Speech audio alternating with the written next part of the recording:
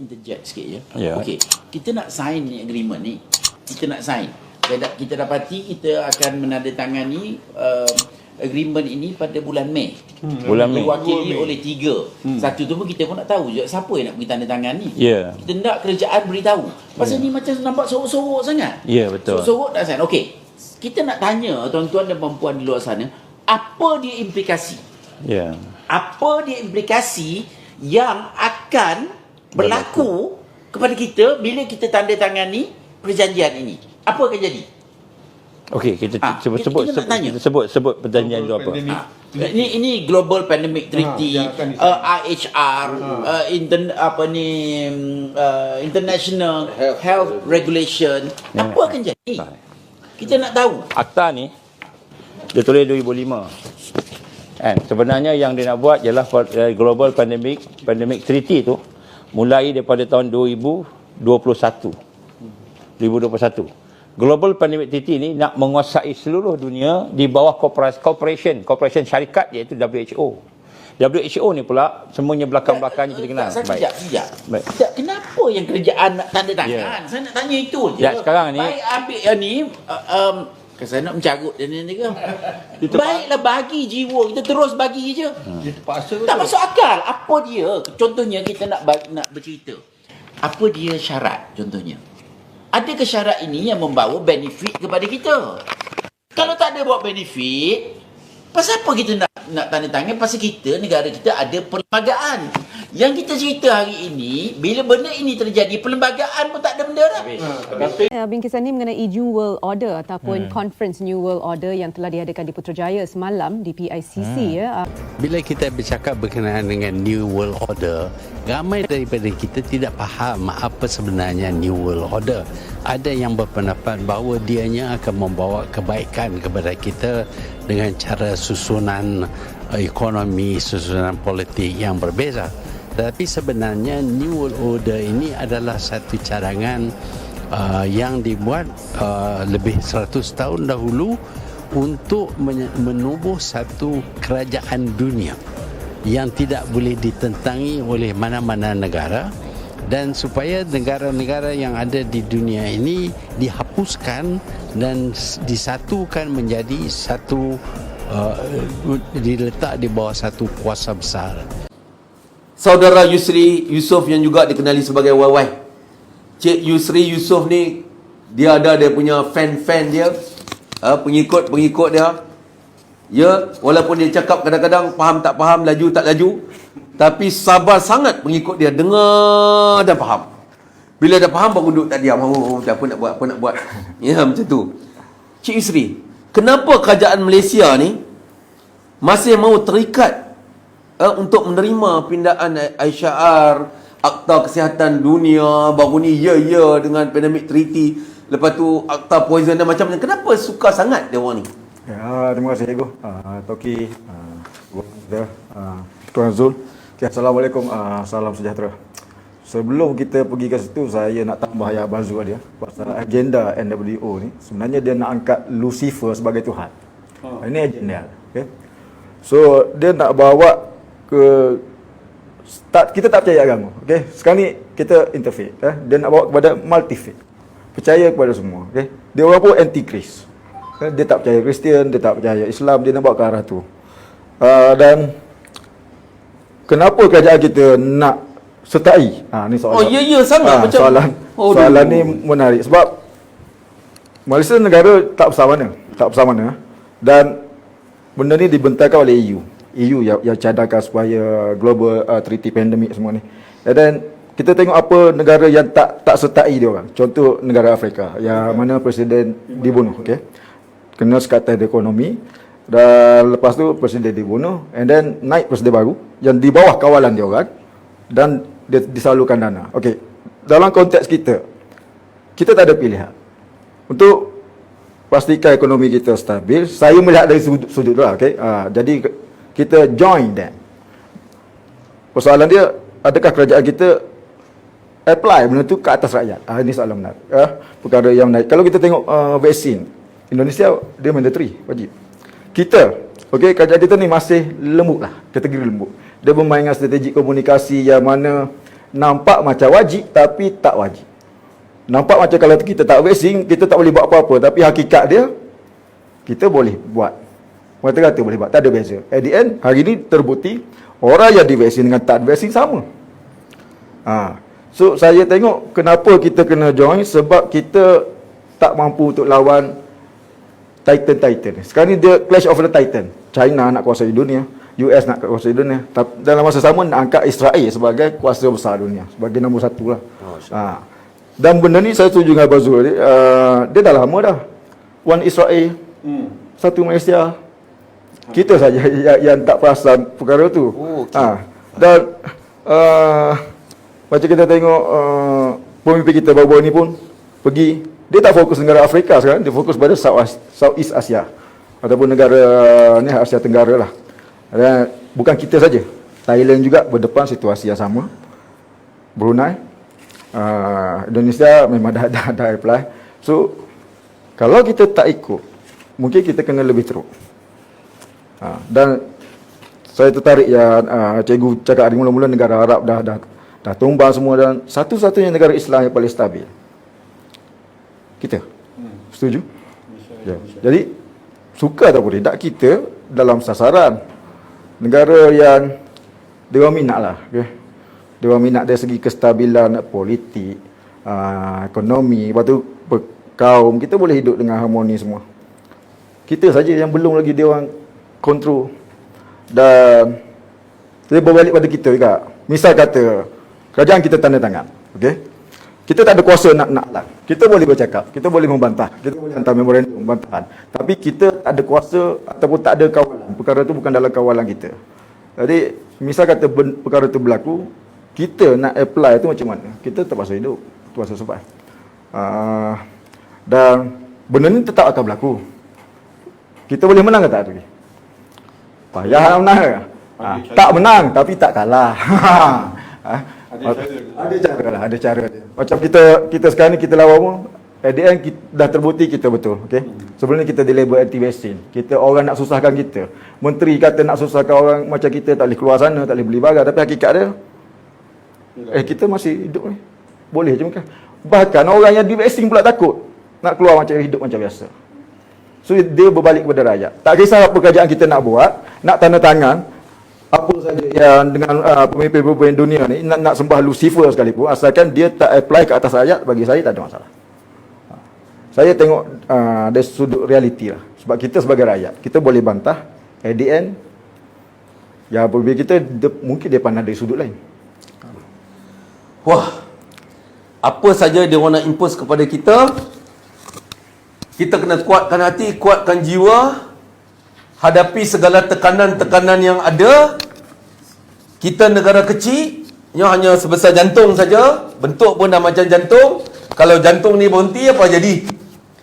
Jadi minta viewer semua like, share, view and komen banyak-banyak. Tulis nama kawan-kawan kita dekat komen-komen tu agar dia juga dapat info yang penting pada malam ini. Versi pertama minggu lepas, sambutan daripada anda sekalian sangat hebat. Terima kasih yang tidak terhingga kami ucapkan. Tinggalkan pada minggu ini kami buka page baru. Untuk apa? Supaya ini strategi kita. Kalau kita buka satu saja, kadang-kadang dia banyak hal, banyak kepala, banyak hal. Kadang-kadang dia tutup yang tu, pening kita. Ya tak? Ini kita buka yang baru pula. Anda nanti GPMC-CC by PPM ni, supaya apa? Supaya kita ada multiple choice. Ya, ini merupakan strategi kita untuk menghadapinya. Persoalannya, adakah anda sekalian mampu bersama-sama kita untuk menghadapi?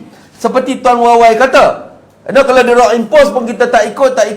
Dulu macam-macam lah, mak mentua pun tak bagi balik rumah. Tapi hari ni mak mentua pun takut balik rumah. Takut nak pergi kedai. Begitu. Suasana dah jadi terbalik. Ini kuasa Allah Ta'ala. Sebelum saya serah pada Tok Ki, saya nak langkau sikit, boleh Tok Ki? Kita langkau sikit.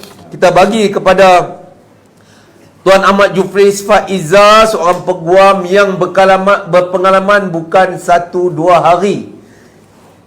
Ya, yang berpengalaman bukan sikit-sikit punya pengalaman. Ya, kalau kita 1-2 buku yang satu hari kita rujukkan, dia berpuluh-puluh buku satu hari. Maklum sajalah seorang peguam itu mesti memastikan hujah-hujahnya benar. Seorang peguam mesti memastikan hujah-hujahnya tepat. Seorang peguam mesti memastikan bahan yang dia bawa itu menerusi alternatif pemikiran lain. Tidak seperti pemikiran orang biasa, mesti ada cara pemikiran yang lain agar dia menang kes. Ini bukan kes kecil. Ini kes adalah kes NWO, New World Order. Ini kes order orang luar nak impose pada kita. Order tyranny. Orang luar yang hari ini telah menjatuhkan negara-negara Arab Spring, yang melemahkan negara-negara Afrika. Yang hari ini kita tengok, saya ambil YY punya point sikit, dibunuh Presiden Afrika. Beberapa negara tak silap saya. 5 atau 6 presiden dibunuh. Termasuk Haiti. So ini New World Agenda. Ini New World Agenda. Kita pun hari ini menerima tekanan-tekanan yang kuat. View kita ni, kalau kita sembang lebih-lebih, nanti dia akan jadi dia orang blok ke apa sebagainya. Tapi sebelum dia orang buat apa-apa, kita kena cepat dulu. So anda kena share and like Encik Ahmad Juflis. Soalan cikgu, apa ancaman dan kelemahan rakyat, negara dan agama akibat daripada NWO? Soalan yang menyentuh tentang akidah, soalan yang menyentuh tentang kita semua, tentang agama kita. Apa nak jadi? Nah, insyaAllah. Terima kasih semua rakan-rakan dan juga audiens sini. Saya pun dah lama melihat isu ni berdasarkan pada SWOT analysis lah. Jadi bila SWOT analysis tu, kita nak tengok apa ancaman, apa kelemahan dan kekuatan dan peluang yang kita ada. Jadi bila saya tengok ni, jadi soalan ni cukup baik. Kita nak tanya apa ancaman dan kelemahan pada kita dengan New World Order ni. Tapi saya rasa ancaman ni dah banyak orang bercakap. Kat sini kat belakang ni tu banyak macam-macam jenis ancaman yang ada, dan minggu lepas pun kita dah bincang tentang ancaman-ancaman ni, pandemik dan sebagainya, dengan riset dan ke arah one government, one New World Order, one monetary system, dengan satu agama. Dan baru-baru ini kita tengok dalam sebulan 2 bulan lepas ni, ancaman-ancaman ni lebih jelas. Ancaman lebih jelas, sebab kalau kita tengok, even Pfizer dah mengaku bahawa kesan sampingan tu dah ada 1291 kesan sampingan yang dulu kerajaan cuba tutup, yang kita pun sebagai peguam, kita dah beribu surat, kita nak kata bahawa even borang vaksin ni pun salah kerana dia menutup maklumat tentang kesan sampingan sebelum ni. Tetapi sekarang Pfizer sendiri dah mengaku. Dan juga hari ini dengan keadaan military special operation Russia di Ukraine, perjumpaan 6 lab yang adanya bioweapon COVID-19 ni, juga kita tak satu rupanya dah berlaku di Ukraine, dan penemuan ini dibawa oleh Russia dan dibawa kepada United Nations, walaupun mereka tak bersetuju, dan mereka akan keluarkan bukti-bukti di tak lama lagi di Donbas di Ukraine. Jadi kita tengok ini penemuan yang cukup menarik, dan kita tak sangka rupanya mereka buat benda ni dengan lab-lab yang mereka jumpa. Dan juga kita dapat tahu juga COVID-19 ni juga yang digunakan oleh New World Order ni sebagai orang kata tadi depopulation, social control, dan juga ke arah health control dan currency certificate ni. Kita melihat mereka masa guna COVID-19, kita mula terfikir juga, kalau ini bukan natural disease, is a bioweapon, persoalannya siapa yang letak bioweapon ni? Dia hantar ejen-ejen ke? Kan? Kalau hantar ejen pun bukan mudah, pasal dia datang serentak pada satu dunia ketika itu. Dan akhirnya maklumat kita dapat daripada Rusia hari ini adalah dia gunakan burung, bird migration punya strategi. Jadi ini benar, saya tak tahulah you all dah baca benda ni, tapi ini maklumat terbaru yang kita nampak, ini yang mereka gunakan. Termasuk yang paling latest, ialah mereka menggunakan scientific study tentang benda ni yang digunakan oleh CDC dengan FDA dan sebagainya. Ini dikeluarkan ada satu lawyer, I think Matthews Chang ada buat detail kajian tentang perkara ini, dan saya terperanjat bila saya baca kajian ni. Maknanya mereka menggunakan kajian saintifik ni untuk medical fraud ni, di COVID-19 ni, untuk membina satu negara yang autokratik dan boleh gunakan kontrol voting pattern dan undang-undang. Jadi ini ancaman kita. Jadi tapi kita kena bertanya pula, kenapa ancaman ni sekarang datang dan kita tak boleh buat apa-apa? Hari ni kadang kita tengok macam isu YNDB cukup besar. Saya pun masa hari raya ni, orang kawan-kawan kita ni asyik nak cerita pasal YNDB. Saya kata YNDB ni betul, masalah tu besar, masalah rasuah. Tapi masalah COVID-19 ni ada orang mati. Ada orang kena kesan sampingan. Ini lebih besar daripada rasuah tu. Sebab pasal bila dia buat kerja ni, ada yang merasuah pun juga. Pasal beli vaksin ni. Beli gunakan duit rakyat tapi mereka tak nak bertanggungjawab. Jadi saya nampak ini ancaman besar pada kita. Tapi kenapa ancaman ni cukup besar? Kenapa kita terikat? Apa kelemahan kita sebenarnya? Apa kelemahan kita sebenarnya? Sebenarnya kelemahan kita sebenarnya ialah riba. Riba. Kita dah dekat 100 tahun atau mungkin 300 tahun dah terikat. Selepas Perang Pertama, kedua, lepas Federal Reserve Act, Bretton Agreement dan sebagainya. Semua dunia hari ini tunduk kerana hutang. Negara kita hari ini dah 25 tahun bajet defisit. Maknanya pendapatan RM100, belanja lebih pada RM100. Hutang negara sebelum PKP dah dekat 2 trilion. Tak tahulah berapa, saya dengar lebih kurang 5 bilion belanja untuk PKP ni. Dan pada masa sama juga ialah sistem dasar fiskal policy kita memang berdasarkan hutang. Bank kita under BAFIA atau FDA sekarang ni, hutang negara yang dicipta oleh bank swasta dah berjumlah 2 trilion. 2 trilion. Duit kertas kita ni, mana duit kertas kita ni? Duit kertas kita ni, yang berlegar dalam poket awak ni, poket saya ni, cuma ada 5% daripada 2 trilion ni. Jadi sistem dunia hari ni dibina atas hutang. Macam mana? Semua negara yang cuma ada 5% daripada 2 trilion. Ya. Dia contoh dia senang je. Saya bagi matematik senang je. Kalau awak simpan duit dekat bank RM10, dia boleh pinjamkan 20 kali ganda. Macam mana dia pinjam? Artinya bank tu guna duit kita ni sebagai cagaran dan bagi pinjam kertas kosong. Ya. Jadi apa dia buat bila dia bagi pinjam at interest, kan, orang dapat duit yang sama tu masuk dalam bank balik. Bank A ke bank B, dia pinjam untuk kali kedua, kali tiga, kali empat. Berapa kali ganda dia pusing? Dia boleh buat sekarang ni 25 ganda. Under statutory reserve requirement, dia ada requirement under bank negara. Now SRR dia ialah 3%. So kalau 3% maknanya dia boleh gandakan 25 kali ganda. Katalah simpanan kita 1 bilion. Dia boleh bagi pinjam kosong 25 kali ganda. gunakan cagaran duit kita 25 bilion. 25 bilion. Ini sistem apa ni? Jadi hari ni kita punya kelemahan dah lama kerana sistem ni. Saya kalau tengok kita punya Fakta Kebangsaan yang dia kata riba ni haram, cuma Fakta Kebangsaan tahun 77. Dia kata ambil interest riba. Tapi riba bukan saja interest.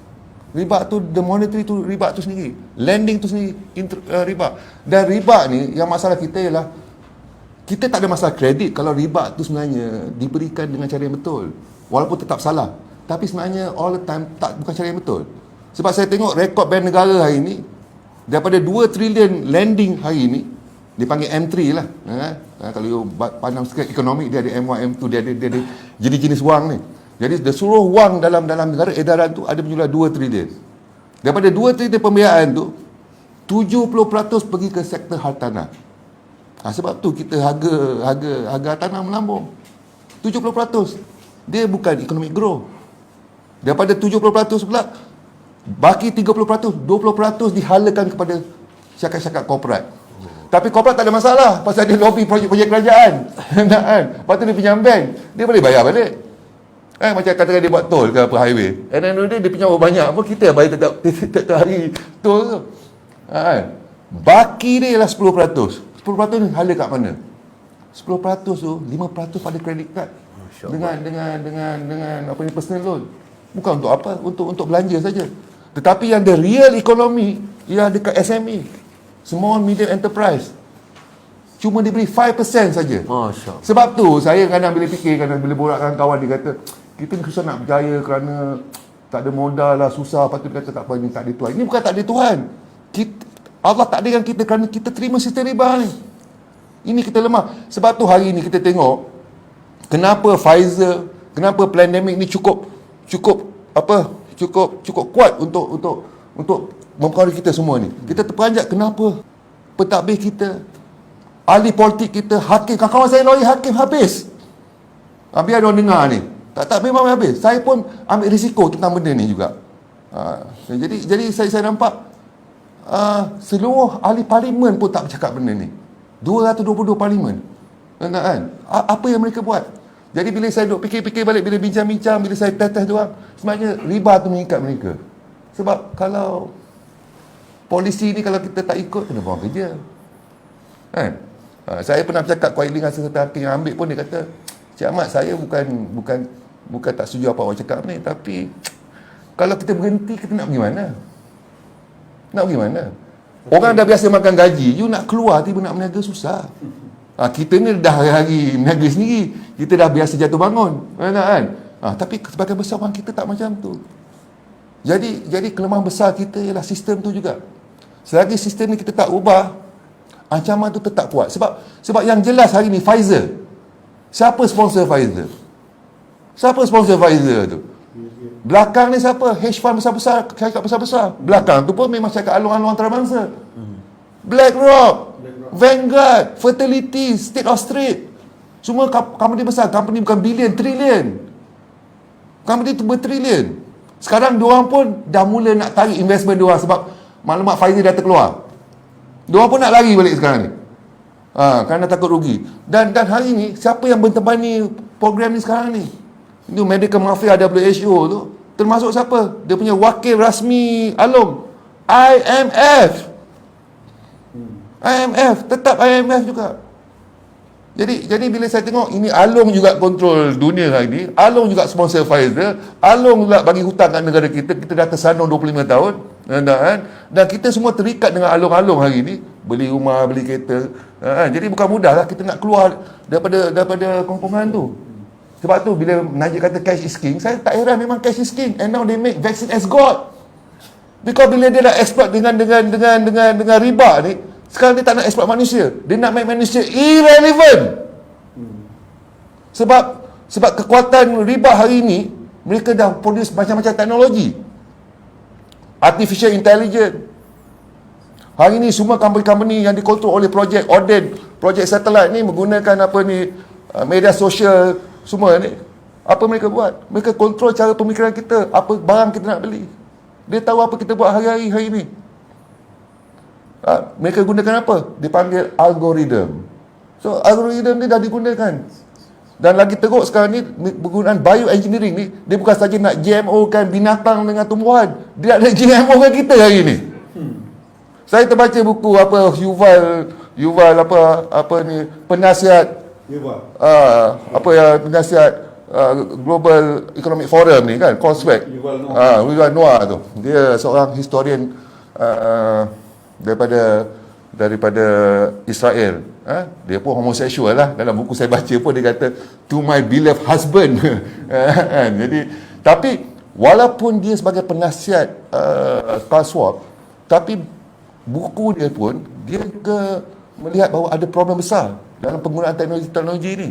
Sebab akhirnya ialah, walaupun teknologi baik untuk kita sebenarnya, kalau teknologi itu baik untuk kita tak ada masalah. Persoalan kita ialah, siapa kontrol teknologi ni?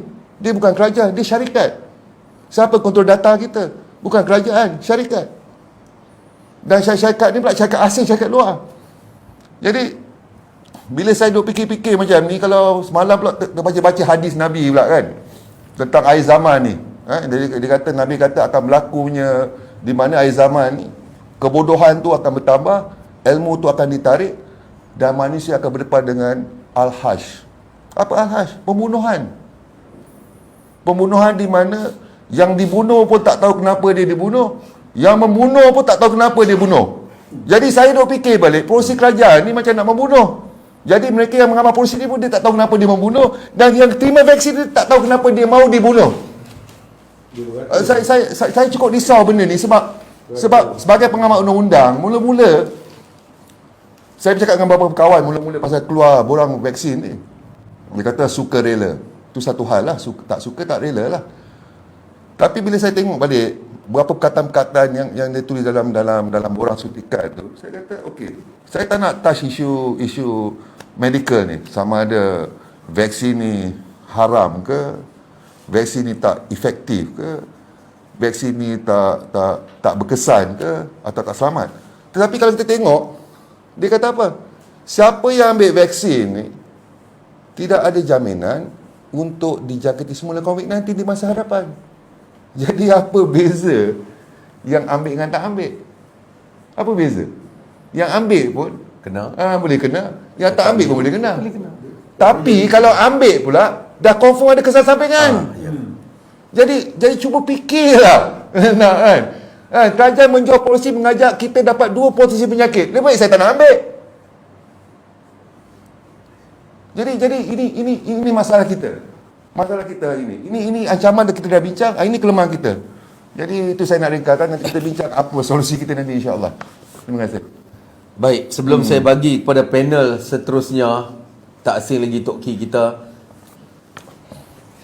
Kalau boleh zoom sikit board kat belakang ni. Tengoklah, kalau siapa boleh zoom boleh tengok New World Order, one currency, one religion, one government. Kita telah mengguna wire-wire forensik tu, kabel-kabel forensik itu untuk melihat kaitan-kaitan berkenaan dengan kenyataan-kenyataan daripada organisasi yang lain-lain dan individu pengkaji yang lain-lain tentang bagaimana apa yang kita bincangkan hari ini adalah satu kenyataan. Dan New World Order telah diperkatakan dalam banyak forum, dalam banyak summit oleh segala pemimpin-pemimpin dunia, pemimpin-pemimpin negara dan semua ahli politik dan ahli ekonomi. Dia bukan lagi satu konspirasi. Kita tengok kejadian ini berlaku. Untuk anda dapat menggambarkan bagaimana segala order-order dunia ini memberi impak kepada negara kita Malaysia. Dan seterusnya memberi impak kepada kita sebagai individu warga negara Malaysia. Persoalan yang timbul, Tok Ki, dengan apa ancaman yang ada ni macam Garuda tau. Dan kita ni macam semut merah je. Tapi yang syok, semut merah ni duk menyanyi lagi. Duk relax. Duk bertepuk sorak. Masih tak sedar lagi, Tok Ki. Silakan. Tak tahu nak cakap apa. Ginilah. Ancaman jelas. Antara mungkin yang boleh membuka hati kita antaranya adalah cabaran yang kita lihat daripada yang jelas one world religion. One world religion. Maknanya yang lain mungkin orang tak faham, tak kisah, tak perasan, okeylah, tak ada apa. One World Bank, so what? One World Army, tak ada apa pun, tak nampak siapa masuk dalam negara pun. One World Currency, whatever lah ya. Tapi yang kita tidak dapat nafikan adalah, cuba bayangkan, tak tahu di sini belum kita tahulah waktunya. Tapi di mana? Emirates, UAE. Sudah ada agama yang kita terkejut. Dulu sebenarnya kita ni dah ada. Kita ingat yang bila Ibrahim dan tak apa benda kan? Betul. Ingat dulu beberapa tahun dulu kita ingat banyak kes yang datang. Kes saya yang handle tu. Milad Ibrahim. Jadi sekarang ni dah ada. Dah jelas dah ada tempat-tempat penempatannya yang kita tak pernah terfikir. Macam mana sebuah negara Arab menjadi sedemikian. Ya, kita tengok mufti ke Al-Azhar, kita silap saya, telah berjabat tangan dan ada dengan Pope dengan yang ke arah satu keadaan ataupun satu amalan Krislam. Kris Islam jadi Krislam. Jadi ini bukan benda main-main. Ya. Tapi kita hari ini, kita ni sebenarnya, saya pun sebenarnya tak terfikirlah pasal tekanan terlalu banyak. Tekanan terlalu banyak ini kita tengok ya. Contohnya ambil yang mudah je lah. 60 tahun kita merdeka, masalah sembelihan ni tak habis-habis. Dan kita pun mungkin tak habis-habis makan benda yang tidak halal. Dahlah makan riba yang tak halal, daripada proses itu juga proses riba, proses duit tak halal, kotor, makan pula barang tak halal lagi. jadi gaji pula tak halal, tipu pula majikan kita pula. Jadi ke mana kita nak pergi? Dan hati kita akan jadi keras sehingga kita mungkin tidak dapat tak dapat hidayah atau cahaya untuk kita faham, untuk kita mengambil tindakan untuk anak-anak kita. Ya, tapi anak-anak kita pun tak boleh nak cakap apa, lepas dia dah memang bengong macam kita juga. Tapi yang tak bengong, contohnya agamawan, mufti-mufti. Ada kita dengar kat mana-mana ke? Wai? Ada ke? Mufti bangun bersuara dan melawan ke? sesuatu, lawan ke? Jadi apa nak jadi pada kita? Kita ni memang dah lemah. Yang mufti-mufti, yang agamawan ni bukan setakat lemah, dia bergaduh sama sendiri. Dan of course itu mufti lah bergaduh sama sendiri. Kita ni rakyat-rakyat di bawah tu macam semut-semut tu pun bukan setakat tengok lang nak takut lang, kita pun bergaduh. Bergaduh tu seronok sangat. Macam mana kita tak jadi haprak, kita tak jadi hina seperti kita cerita okey aku tak gaduh tapi aku gaduh juga. Aku kutuk orang sana jadi ya Allah ya Rabbi. Sebenarnya kadang-kadang saya biasa terfikir memang padan dengan muka kita sebenarnya. Memang padan dengan muka kita semua. Kerana kita pun tak bersyukur, kita pun tak berfikir. Jadi kalau benda ni tak jadi pun tak boleh. Pasal ramai di antara kita pun tak pernah kisah. Tak kisah jadi apa, tak fikir pun. Fikir sementara kita masih boleh berfikir. Kalau dah esok, ke satu masa esok, contohnya makanan tak ada, hari ini pun ikut beberapa pendapat yang jelas, jika perang ini tidak berhenti, mana makanan tak ada ni. Pasal gandum dah tak boleh masuk. Menteri baru nak tanam jagung ni, dia beritahu minggu lepas. Yelah. Jadi ini orang kata pergi balik kampung tanam jagung. Inilah dia dia. Tapi tak, secara serius lah, ini benda yang amat serius yang kita kena berhadapan, kita kena buat sesuatu. Paling tidak kita ni mungkin kita telah begitu selesa begitu lama. Jadi tak payah tanam, tak payah apa. Cili pun beli daripada Vietnam, beli daripada Thailand, kunyit, halia. Jadi kita mungkin akan terkejut. Dan cuba bayangkan dalam keadaan terkejut, apa akan terjadi? Zaman tak terkejut ni lagi, sekarang ni belum terkejut lagi pasal boleh beli barang walaupun mahal sikit. Dia akan naik lagi harga. Jadi bila barang tak ada nak makan, cuba bayangkan cerita betul. Okey, hari ni kita tengok balik tak ada makanan. Duit banyak ni. Pasal yang simpan duit pun banyak juga. Okay. Tak ada makanan. Apa nak jadi pada kita? Duit pun tak guna lagi. Jadi ini kita kena duduk balik. Kita kena duduk balik dengan keluarga kita. Kita kena duduk balik dengan komuniti kita untuk bincang apa tindakan yang kita perlu buat untuk menentukan kita dapat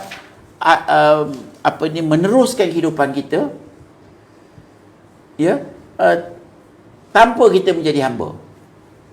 Kalau orang nak jadi hamba, okey je, tak ada masalah. Tapi tak tahu dah why nak jadi hamba. Tak ada rupa hamba pun masalahnya.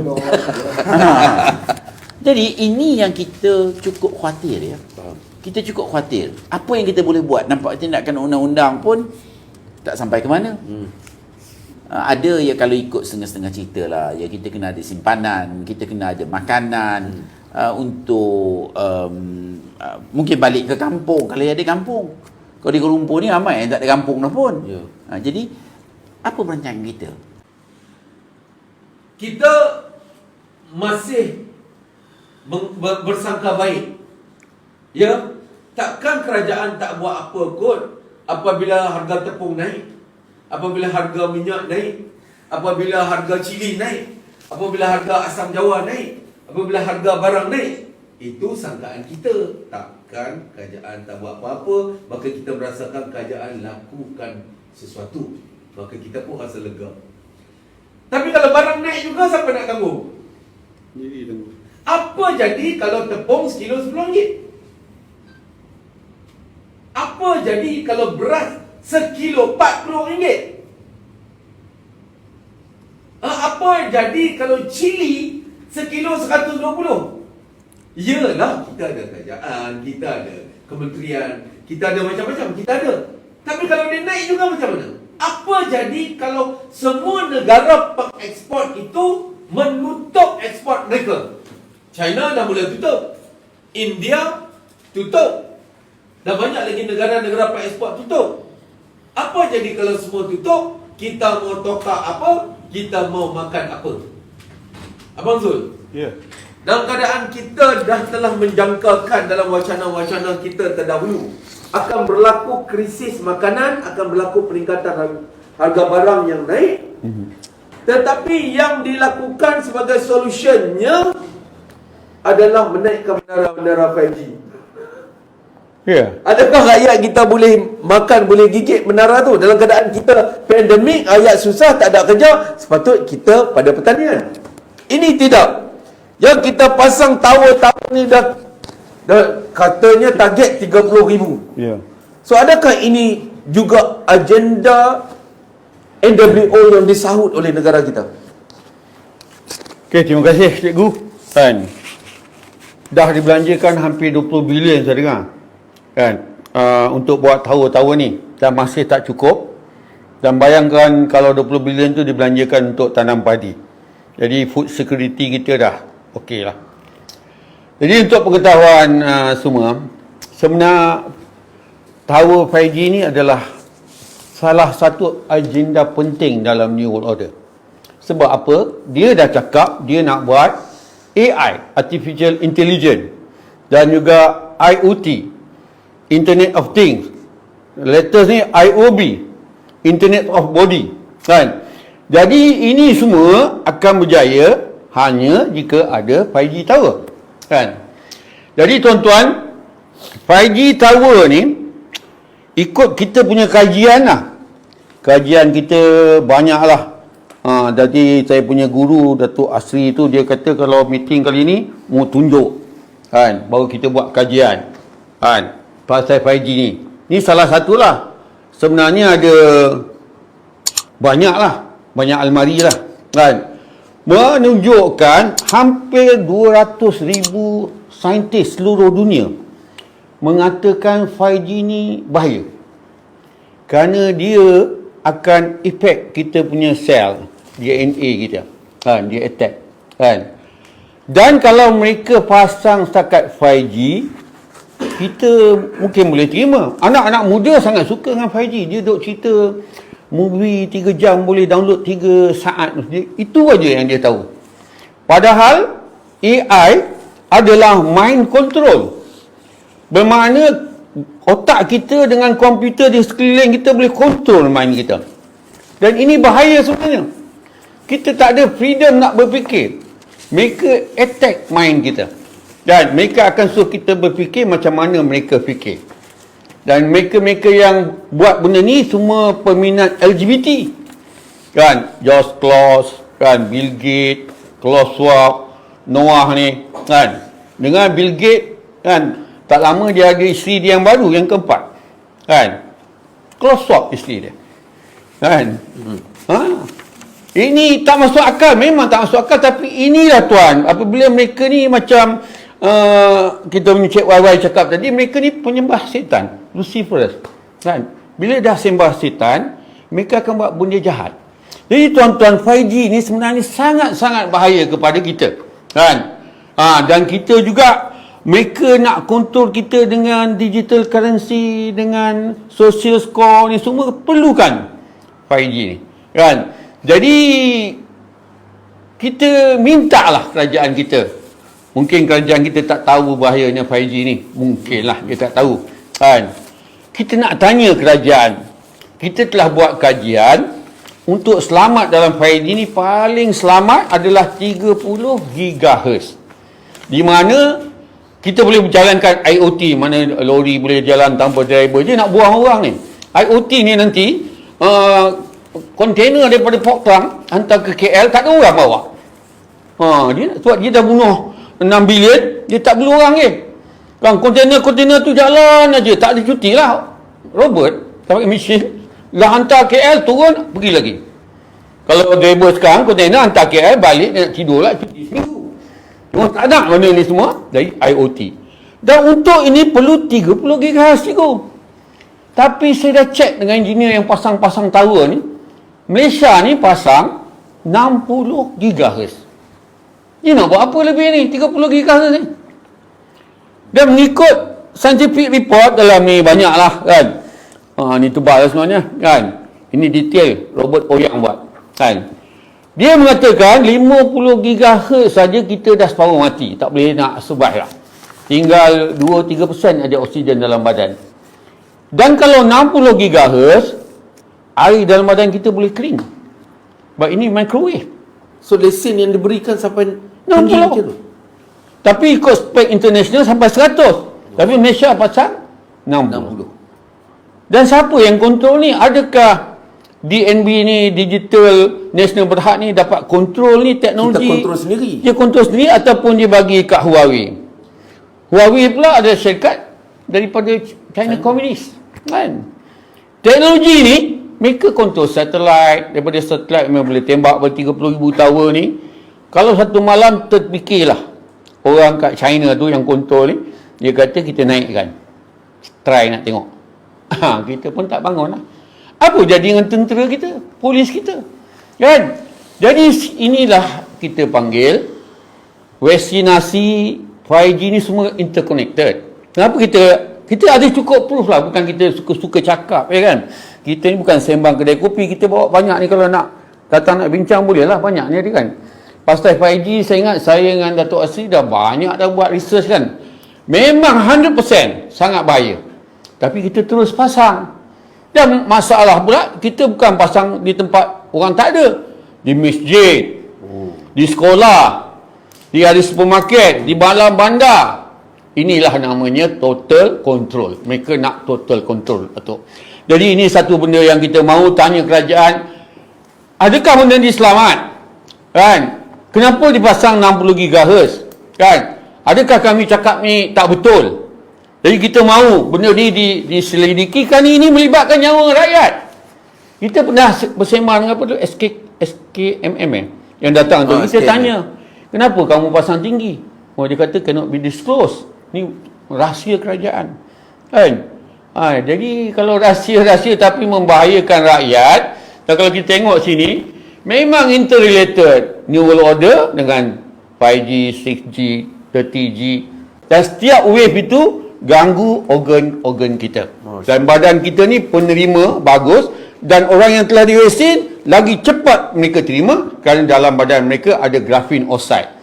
Yang graphene oxide ni satu metal super conductivity, dan inilah tujuannya. Kalau tak percaya kita boleh cek orang dah vaksin, ada Bluetooth number dia lah. Kan? Orang tak vaksin tak ada. Orang dah vaksin kita boleh bawa. Kan? Dengan microchip Bluetooth data, mereka boleh terima Bluetooth dah. Jadi mereka ni, sebab tu dalam Amerika punya law, orang yang telah vaksin ni bukan human lagi, dia panggil transhuman.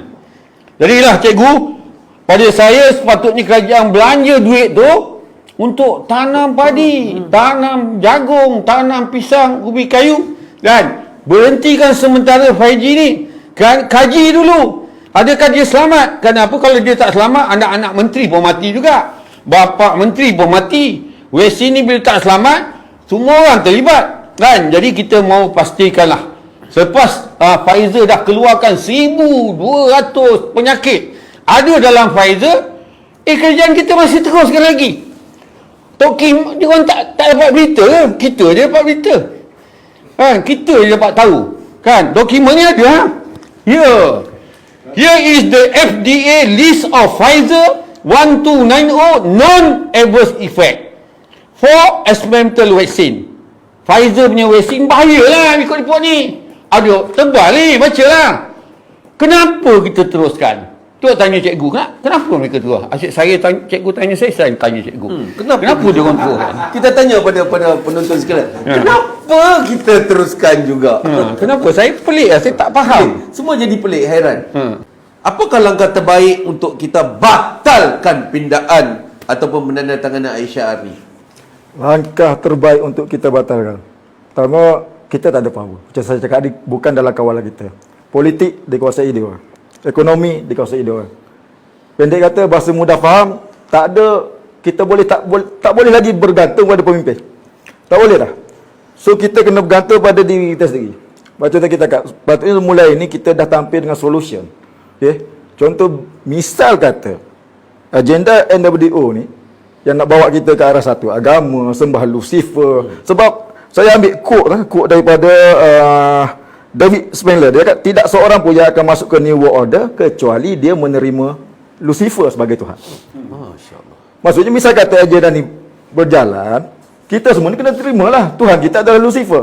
Kalau kita tak nak terima, apa kita punya exit plan? Macam Toki katalah apa? Macam Tuan tu ada bekalan aku untuk setahun kat rumah. Saya ada untuk 3 bulan. Abang tu sibuk. Dia hanya mampu buat untuk sebulan. Sibuk nak selamatkan orang ni. Bukan tak sempat kan. Maksudnya kita kena ada solution lah. Mulai hari ni, saya setuju dengan Toki, kita sepatutnya dah mula bersatu. Pasal asas kekuatan tu penyatuan. Dia orang tak akan mampu buat kalau kita bersatu dan semua ada kesedaran. Masalah orang kita ni tak kisah. Tak apa, tak jadi lagi, tak mati lagi, sakit je. Dah kena vaksin pun, sakit pun masih nafikan. Tak ada, aku tak ada apa-apa sebab tak nak akui yang benda tu tak bagus. Okay. Dengan situasi politik dia orang kuasai semua ni, kita memang tak ada kawalan. So apa pilihan kita yang kita ada, kita boleh bantah. Tapi saya kata macam cakap daripada awal, kita tak boleh berharap dia orang. Kita kena harap diri kita sendiri. Sebab tu kita mula membentuk komuniti. Okey. Dan luar negara pun dah mula komuniti prep semua. So kita kena ke arah tu. Kita tak boleh lagi nak bercakap degree reset, depopulation sebab kita dah tahu. Kita tahu. Dan saya setuju, saya rasa penonton pun ramai dah tahu, dah mula sedar dah lepas dia tengok orang vaksin ni dah mula tu. Okey. Apa exit plan kita? Saya dengan kita punya komuniti, kita adalah, kita buat satu visi. Kita dah mula mencadangkan, why not kita bangunkan tanah. Kita beli tanah 100 hektar contoh. Okay. Kita mula bangunkan. Contoh kita ada, dia punya plan mungkin sampai 2024. Dia nak laksanakan benda ni. 2030 kira benda ni dah berjalan. So, kita ada masa lagi. Tapi kalau kita tunggu-tunggu, nanti-nanti tu, apa pun ni, kita duduk harap kat pemimpin. Pemimpin dia buat. Jangan kata dia tak buat. Dia buat bodoh. Buat juga tu. Macam sekarang lah. Nak tahu kerajaan ni betul ke tak betul, bila kerajaan kata, rakyat jangan risau. Tak ada apa-apa masalah bekalan gandum. Time itulah kita kena risau. Bila kerajaan kata jangan risau, time itulah rakyat kena waspada, kena lakukan sesuatu. Sebab kita ekspor gandum daripada ni, daripada luar. Import daripada luar. Kita import daripada luar. Dan sebelum ni negara kita pertanian. Sekarang kita dah nak mula pembangunan semua ni, kita dah pertanian dah kita tak bagi fokus. So padi pun kita import Thailand juga.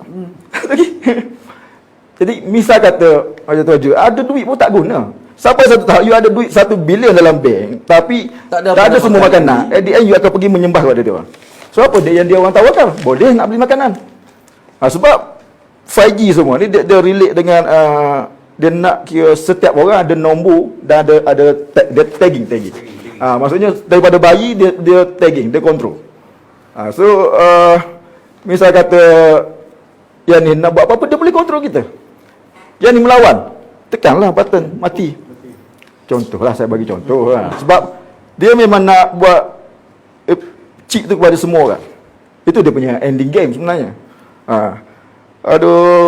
Sekarang ni dia masuk ke new 6 ya, saya Tuan Jus sebut tadi 6. 6 ni pun sama juga. Dia punya gerakan ke zaman baru. Orang kata zaman dah akhir zaman lah, kita ke akhir zaman. Betul, kita akhir zaman analog, kita masuk zaman digital. Semua benda digital. Kita tak boleh nak tolak. Tapi kalau benda tu bagus. Kalau benda tu tak bagus, yang boleh kawal kita, yang boleh nak tentukan sampai ke akidah kita, agama kita. Kita nak solat ke tak solat, dia dah mula Dia mula dengan lemahkan agama. Dia akan attack orang agama. Okay? Sekarang ni orang agama kita cakap siapa yang cakap? Tak ada. Dia orang pergi sebaliknya bersama. Mufti-mufti kita atau menteri agama kita pergi bersama dia orang ke one world religion. Dia kata darurat. Darurat. Darurat. Kalau ikut darurat babi boleh makan tak? Aduh. Tapi tak ada pula sebut kita boleh tukar agama darurat. Betul. Nak kena bunuh? Masih ada pilihan lah, masih ada pilihan. Selagi kita ada pilihan. Dan sekarang ni kita ada pilihan. Tak ada orang letak pisau kat leher kita. Tak ada orang datang bawa pistol kat kepala kita, suruh kita ikut agenda dia orang. Okey? Misal kata pemimpin kita nak ikut. Okey. Proceed. Tapi kita masih ada pilihan. Kita boleh bentuk komuniti kita. Bentuk komuniti kita, buat something daripada sekarang ni. Macam Dr. Roland pun dah mula. Kita dah mula bagi kesedaran. Prep lah, kita cakap prep lah. At least dengan situasi Ukraine, perang dengan Rusia, kalau benda ni berterusan, bukanlah makanan, kata Jah, kita akan alami krisis makanan. Apa solution kita tak ada lagi. So, saya suruh juga saya punya rakan-rakan dalam komuniti kita lah, mula prep. At least ada bekalan makanan sebulan lah. Misal kata negara kita terjebak ke konflik. Bila perang, kita nak 7-Eleven tak buka Tak buka. tak buka je. Aceh pun tak ada. Kedai Aceh pun tak ada. Kedai Aceh pun tak ada. Jadi apa you nak makan apa? Misal kata perang berlarut selama 30 hari. Tak masalah. Kalau perang, kita pergi ke rumah dia. Dia dah setahun. Maksudnya tuan-tuan Jufli pun ada family dia. Okay? Kita mungkin kita berani. Tak apa, kita lawan, kita keluar lawan. Tapi family kita. So kita kena ada satu tempat untuk misal kata benda ni berlaku, ni world order ni terlaksana, kita dah ada exit plan, kita boleh bawa kita punya orang, okay? Semua kat ni. Tapi macam tahu kita cakap lah, tak boleh ada iri hati, tak boleh ada deki khianat, tak boleh ada cantas sama sendiri. Masalah orang kita ni, orang Melayu payah ajak bersatu. Sampai tu nak bunuh dia. Bila kita kata prep dia cak ayam, prep aku cak tape, lagi ada kualiti. Contoh orang Melayu kita. So nak ajak bersatu payah. Kalau ajak ke deki khianat, laju. Itu masalah kita. Jadi kita kena fikirlah. Saya nak buka minda semua orang malam ni, kita kena fikir. Misal kata benda ni berlaku, apa kita nak buat? Nak ke mana? Terperak dalam rumah. Orang yang ada kampung ke bela kampung, yang kat KL ni. Kan? Boleh juga sebenarnya nak prep kat KL pun ada cara dia, ada pasu ke apa ke, nak dengan tak nak buat je sebenarnya. So bagi saya solution terbaik kita ikut cara luar negara. Dia dah mula bangunkan komuniti, dia buat security dia sendiri. Contoh kita ada tanah 100 hektar contoh. Tak ada masalah. Maksudnya kita komuniti kita boleh duduk kat situ. Kita boleh buat kita punya sistem sendiri. Tak perlu lagi bergerak. Dah ada pun orang mula. Macam saya pergi di Kedah. Ada seorang ustaz, okay? dia jemput untuk buat tahliah anak saya. So dia duduk di pokok senang. So kita masuk dalam tempat dia tu, dia tanah sendiri. Dia dah mula buat saluran air daripada sumber telaga semua tu. So dia dah mula bercucuk tanam. Maksudnya dia dah mula nak keluar daripada sistem. Tapi orang kita ni berani ke keluar daripada sistem? Kalau setiap 25 bulan nak cek akaun ada gaji. Bila dah masuk cik tak ada apa dah. Everything control. Everything tak ada freedom lah. Kita kena faham sekarang ni bukan saja orang Islam. Semua sekali ni dan itu ni. Kita orang Islam percaya yang Nabi Isa akan turun lawan Dajjal semua. Dia orang ni Dajjal yang akan turun yang tu. Dia orang tunggu mula tu. So saya rasa semua yang kena ada kesedaran lah. Jangan duk label orang teori konspirasi. Sebab hari ni teori konspirasi dah leading 10-0. Kita dah letih nak skor gol. Kita cakap dah berlaku depan mata. Dah fakta lah. Cuma menganggap ini konspirasi, dia dah tak ada hujah dah. Sebab semua dah timbul. Kita tengok promotor-promotor vaksin, doktor-doktor ni yang dulu duk promote dos pertama kan. Kita akan tak dijangkiti COVID, lepas tu dijangkiti. Dia bukan tak dijangkiti, kurangkan besar. Dia punya pusing, nampak? Dan hari ni FDA dah luluskan untuk booster kanak-kanak. Bermula umur 5 tahun. Allah. Dan hari ini juga, yang kerajaan kita tak dedahkan, dah mula berlaku kematian di kalangan remaja. Sakit jantung. Budak sekolah. Macam mana orang yang tak ada sejarah sakit jantung boleh meninggal sebab sakit jantung? Tu yang Azizul tu. Itu dia kata daripada zaman perut mak, dalam perut mak lagi dia ada. Sebelum ni dia punya cegah kayu basikal dari perut mak. Kita terimalah dia kata macam tu. Cuma kita nak cakap sekarang ni kadar kematian umur lelaki 40 tahun ke bawah meningkat. Why? Apa ni? Dan kita je satu-satu negara yang tak bercakap pasal Pfizer sendiri pun bercakap 1200 ada penyakit ni. Kita tak ada elok je. Ini misteri Nusantara ni. Apa kepentingan? Malaysia boleh segala-galanya. Jadi semua. berbalik soalan, tak perlu nak berharap siapa, tak boleh harap pemimpin, okey? Dia nak sign, dia sign. But apa kita punya plan? Apa kita punya solution untuk jaga sekurang-kurangnya keluarga kita? Kawan-kawan kita, ataupun orang yang percaya kita. Saya simple. Saya cakap kalau kita bercakap dengan family kita, dia tak percaya, tinggalkan. Kena begitu. Tinggalkan. Tak perlu kita buang masa nak bercakap, bagi penerangan sebab dia tak percaya kita. Macam Nabi Nuh lah kan, dia buat bahtera. Dia selamatkan orang yang percaya dia saja. Kita pun kena dalam situasi itu. Siapa yang percaya, okey. Ada tanah kat mana? Okey, jom kita pergi. Ni komik ada kat belakang. Kalau dalam komik Assassin's Creed ni, semua pakat pergi ke Basia Lama. Mungkin kita kena ada tempat Basia Lama. Okey, baik. Kalau orang tak mau ikut kita, soalannya bukannya why, tapi who's next. Maka kita terus ke depan, ya. Siapa lagi orang yang boleh follow kita? Negara kita telah menghadapi suasana perang ketika zaman Jepun. Kita dah pernah kena penampar Jepun. Sebelum Jepun mari itu dah 350 tahun dulu lagi. Ya, kita kena dah penampar-penampar tendang daripada Portugis. Lepas tu Belanda. Siapa kata kita tidak pernah menghadapi peperangan? Ya. Cuma zaman sekarang ni, apabila British masuk, dia cuba nak meleraikan bahawasanya dia datang tu dengan niat baik membebaskan kita, tapi segala hasil kita dia ambil. Kita ingat perang-perang yang macam tu dah tak ada. Tetapi berlaku juga peperangan. Hari ini sedang berlaku. Rusia dengan Ukraine sedang berlaku ni sekarang ni. Apa yang akan menghalang kalau negara-negara besar dia zoom kepada Malaysia ini? Kalau Amerika, Rusia, China berperang seperti mereka berperang di Syria, di negara Malaysia, dia nak hancurnya sebuah negara, dia bergusti kat negara tu. Apa jadi kalau negara-negara besar bergusti di negara kita, di tanah air kita? Kita nak pergi mana? Apa exit plan kita? Atau adakah kita masih nak mengikut segala agenda yang mereka aturkan? Segala undang-undang dan segala rules yang mereka aturkan pada kita. Tuan Ahmad, ada harapan lagi ke kita tak mau Aisyah ni? Kok ada lagi harapan? Ada, insyaAllah ada harapan. Okey, saya nampak ialah pendekatan ni dia kena ofensif dengan defensif. Ofensif dengan defensif. Ofensif ni ialah kita terpaksa bagi tahu pada kerajaan, kita tentang apa yang mereka buat melalui program-program yang kita buat sekarang ni. Kita sama ada melalui media sosial, di jalanan, hantar flyer atau buat apa-apa program. Macam saya pula dengan beberapa kawan, kita ambil tindakan undang-undang di mahkamah hari ini.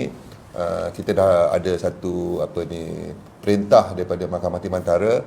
Kita bagi tekanan pada Mahkamah Malaysia juga melalui Timantara punya mahkamah. Hakim Malaysia juga yang lawan dengan Hakim Malaysia juga. Jadi kita cuba beri tekanan. InsyaAllah 30 hari bulan ni kita harap kita akan masuk stage kedua untuk bawa kes Semak Kehakiman untuk batalkan program peak program vaksin ni. Kita juga mendapat award juga untuk membawa kes ni kepada Mahkamah Antarabangsa. Jadi kita harap kita dapat notis daripada Mahkamah Antarabangsa jenayah dan sivil, cuma menunggu proses dia juga. Kita tengok supaya kalau kita pergi ke Mahkamah Antarabangsa, kita bagi tekanan pada kerajaan, tekanan antarabangsa juga. Ada orang kata tekanan bangsa ni mungkin susah. Kita kena cuba. Dan kita sebagai orang Islam ni, hidup kita mesti mencuba. Kita tawakal saja pada Allah. Kita yakin kebenaran ni, kita mesti ada sedikit keyakinan dan juga sedikit keberanian. Nak benar ni kena ada sedikit keberanian. Dan nak buat kerja-kerja ni kena ada sikit keyakinan. Macam payung lah, orang kata payung. Payung ni bukan boleh berhentikan hujan. Sekurang-kurangnya pakai payung boleh berdiri tanpa hujan. So juga dengan keyakinan. Mungkin kita tak boleh menang sekarang, tapi keyakinan ni buat kita bertahan. InsyaAllah kita akan berjaya. Jadi keyakinan ni penting. Jadi kalau kita ada kumpulan-kumpulan ni, kita kena buat kerja ofensif ni. Sebab dengan ofensif ni kita harap mungkin ada kawan-kawan kita dalam kerajaan, dalam civil service, dalam kehakiman, even dalam anggota politik kita mungkin ada yang terdetik juga untuk bersama kita juga. Kerja-kerja ni kena buat. Tapi pada masa yang sama juga, macam kawan-kawan kita cakap lah, kadang-kadang kita tengok tak ada harapan dengan orang ni. Apa kita nak buat? Jadi kerja defensif tu kena buat juga. Kerja defensif, kerja pertahanan tu. Pertahanan tu bagi saya lah, sekarang ni memang betul lah. Kerana sekarang ni kita dah sampai satu situasi dah jadi krisis. Krisis makanan, krisis hutang, semua krisis lah hari ni. Pengangguran, even zaman PKP ni kita nampak keputusan pada orang yang bunuh diri ni dah 3 kes satu hari. Kan? Masa PKP sebelum tu 2 kes, sekarang dah 3 kes. Sekarang ni saya tak tahu, mungkin 4 kes saya rasa. Jadi bertambah orang bunuh diri kerana trauma dan sebagainya. Jangan kata pengangguran, hutang dan sebagainya, pencarian dah bertambah banyak. Sebelum PKP, even orang Islam hari ini pencarian dia dah 3 kes satu hari. Satu hari 3 kes. Dan kita berdepan juga masalah fertility rate. Fertility rate ni maknanya kalau ikut kajian United Nations, mana-mana negara nak selamat, perkahwinan tu mesti dapat 3 anak. It's about more than 2.1. Tapi hari ni kita tengok banyak negara maju dia below 2.1. Dan hari ni rekod 3 tahun lepas kita buat kajian, rekod fertility rate even orang Malay dah below 2.1. Sebab apa? Dia bukan pasal isu LGBT. LGBT betul, itu sebahagian dia. Tapi yang paling besar ialah kerana hutang. Orang sekarang nak kahwin, dia nak kira, alamak hutang tu berapa nak bayar ni. Ini menyebabkan susah. Sebab tu macam di Jepun juga, kawan saya pergi sana, sebagai kawan saya profesor pergi sana, dia kata kat sana, walaupun dia macam Islam, tetapi mereka iman tu tak ada lagi. Jadi hari ni kerana ramai orang tua di Jepun, mereka hasilkan apa? Banyak robot. Hotel ada robot, dan dia punya teman apa hari ni? Anjing. Ada beribu anjing kat Tokyo tu sekarang. Jadi kenapa? Kerana kesan sistem riba ni. Kesan riba ni. Jadi saya nampak kita ada kekuatan di Nusantara ni. Ini Nusantara Melayu. Nusantara ni kita panggil tanah airku. Negara lain dia panggil fatherland, motherland. Pasal dia tak ada air. Kita ada air, kita ada tanah. Nusantara ni cukup besar. Dan Allah bagi apa lagi selain daripada tanah, hasil galian, air dan sebagainya, dengan jumpa macam-macam suburnya tanah. Allah bagi kita apa? Bagi kita agama Islam. Masya Allah. Di Timur Tengah tu Allah bagi juga. Orang Arab Saudi, Arab semua OIS sekali, minyak. Tapi hari ini kita tahulah siapa yang kontrol Zionis pasal penumbuhan Arab Saudi itu pun ialah by the Anglo-Zionis juga. Jadi tapi apa kita nampak ialah hari ini dengan peperangan yang berlaku ni, mereka juga tengah menekan Nusantara Melayu ni. Kenapa? Salah satu sebabnya ialah walaupun secara de jure, secara undang-undang ramai pemimpin kita terikat dengan sistem Zionis, riba dan mengikut pandemik dan sebagainya, tapi sebagian rakyat ni tak percaya. Dan pada masa yang sama juga kekuatan kita ialah Selat Melaka ni. Saya nak bagi tahu, kita tengok dalam banyak strait di seluruh dunia, banyak telah dikontrol oleh Anglo-Zionis, termasuk dengan terusan Swiss, terusan di Cuba dan sebagainya. Tetapi sampai hari ini mereka tidak dapat mengawal Selat Melaka. Selat Melaka ni ialah satu kawasan yang paling penting kerana dia menghubung antara China dengan India. Jadi kawasan ekonomi ni cukup pesat. Sebab tu mereka betul-betul menekan dalam isu pandemik ni kepada orang Islam di Nusantara ni. Sebab tu saya tengok isyarat menunjukkan kenapa orang Islam ni cukup lemah hari ni ialah sampai hari ni sembahyang pakai pelitup muka. Maknanya sekarang ni tak perlu jarak sosial kerana COVID-19 tak ada kepak lagi. Jadi dah boleh bersama. Tapi kenapa pakai pelitup? Kerana saya sindir sebenarnya yang pakai pelitup tu mereka yang ambil vaksin lah. Pasal apa? Sekarang ni penyakit tu dah bukan COVID-19. Penyakit tu ialah dalam vaksin tu sendiri. Macam tu. Because of spike protein tu. Jadi kita cukup bimbang lah. Tapi saya masih yakin kerana Islam tu yang Allah beri pada kita ni, dan juga ini Nusantara Melayu. Jadi saya yakin kalau kita dapat tingkatkan kesedaran emak kawan-kawan kita ni dan juga kita bersama, insya-Allah kita boleh berjaya. Saya nak tunjuk satu buku ni, The Malay, The Problems and the Challenge and the Future. Buku ni ditulis oleh Sheikh Hussein Ali lah. Dia dulu bekas Parti Rakyat Malaysia, lepas tu Dewan Parti Keadilan lah. Tapi bila saya baca buku ni tentang masalah orang Melayu hari ini, memang cukup membimbangkan. Tetapi akhirnya the final thesis of dia punya isu dia ialah, akhirnya dia kata apa? Dia kata the future for the Malay ni ialah di tangan kita sendiri. Di tangan kita sendiri. Kita kena bagi kesedaran kepada rakyat, dan hari ini insya-Allah dengan kumpulan-kumpulan kita yang ada ni, kita kena berani, dan pada sama dia pun ada cakap, kalau kita nak eradicate poverty, closing socio-economic gap dan sebagainya, walaupun dia kata parti dia yang nak menang pun tak boleh nak berjaya, dia pun mengaku. Sebab dia kata kerana sistem tu sistem neoliberalism, sistem riba tu lagi. Jadi riba ni memang nak kena buka, kena keluarkan benda ni. Jadi saya yakin lagi bahawa kerana tanah kita ni tanah subur, bukan tanah gersang, bukan tanah yang ada masalah gempa bumi ke. Yalah, mungkin kerana sisi itu ada. Bukan sekarang ni kita risau, sekarang dia ada teknologi, dia panggil hub teknologi ni dah lama. Jadi penggunaan kontrol climate change dan sebagainya, kita suspect memang kita boleh buat. Tapi harapan saya juga tak semua tempat dia nak buat. Tanah kita ni subur. Jadi banyak kawan kita macam Wawai ada community dia dan ramai. Kita kena off grid hari ni. Kan? Maknanya defensif dia lah kena off grid. Off grid ni lah kita ajak kawan-kawan kita ni kena keluar daripada bandar-bandar ni. Bukan pasal nak keluar bandar, tinggalkan bandar tu. Kita kena ada alternatif dulu. Komuniti kita sendiri. Mula dengan, kalau sekarang ni kalau tak pernah prepping, buatlah prepping. Kena buat. Saya pasal dah bincang dekat 10-12 tahun benda-benda ni. Pasal isu riba ni, buat kita takut nak perang dan sebagainya. Dah sekarang dah depan mata kita sekarang ni. Jadi apa yang kita nampak sekarang ni ialah kita kena off grid sekarang ni. Cari tempat-tempat yang lebih selamat, supaya kita boleh create apa ni. Pasal kita tahu kalau ada berlakunya krisis, perang dan sebagainya, ada 3 perkara utama paling penting. Makanan, tenaga dan air. Ini penting. Dan kita kena balik ke apa? Pertanian. Kita kena, orang kata food security itu sebenarnya pertanian, kita kena hasilkan. Bila kita hasilkan, ini dipanggil food is money. Dalam hadis Quran, dalam hadis Nabi dah kata dah, apa itu duit?